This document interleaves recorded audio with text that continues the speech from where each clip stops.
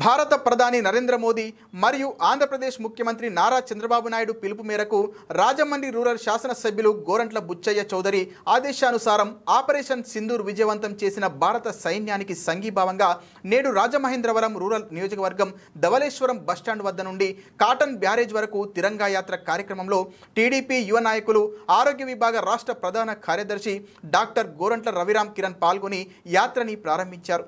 ఈ సందర్భంగా రవిరామ్ కిరణ్ మాట్లాడుతూ ఇటీవల పహల్గామ్ ఉగ్రవాది దాడిలో ప్రాణాలు కోల్పోయిన భారత పౌరులను నిర్దాక్ష్యంగా మతం పేరుతో కాల్చి చంపిన ఉగ్రవాదులు మన భారత ప్రధాని శ్రీ నరేంద్ర మోదీ గారు చేపట్టిన ఆపరేషన్ సింధూర్తో భారతదేశం ఒక శక్తిని ఉగ్రవాదులకు రుచి చూపించడం జరిగింది।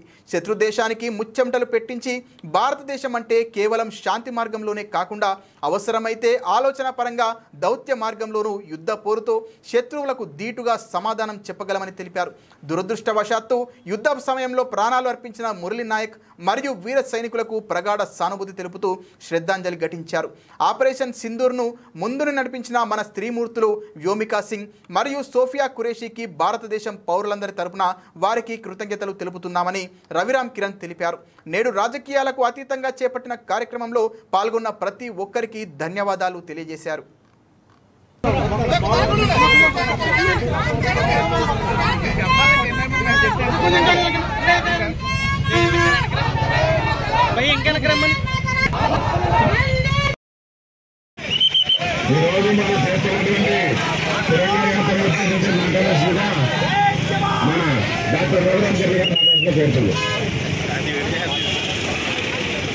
అందరికీ నమస్కారం। ఇవాళ ఆపరేషన్ సింధూర్ మన దేశ ప్రజలందరూ కూడా చాలా గర్వంగా చెప్పుకునే విజయంగా మనందరం భావించాలి। మన సైనిక దళాలు అహర్నిశలు వారు బార్డర్ దగ్గర కానీ ఈ శత్రువులు వారందరూ కూడా ప్రాణాలు చేతులు లెక్క చేయకుండా కష్టపడుతూ మన దేశ భద్రత కోసం వారందరూ చేస్తున్న సేవల్ని గుర్తిస్తూ వాళ్ళ ధైర్యాన్ని, వాళ్ళ శౌర్యాన్ని, వాళ్ళ త్యాగాన్ని మనందరం కూడా వాళ్ళని గౌరవిస్తూ ఇవాళ ఈ త్రిరంగ యాత్ర మనం ఏర్పాటు చేయడం జరిగింది। ఈ యాత్ర రాజకీయాలకు అతీతం, ఇది కేవలం ఆంధ్ర ప్రజలు మన సైనిక దళాలకి వాళ్ళని గౌరవిస్తూ చేస్తున్న యాత్ర ఇది।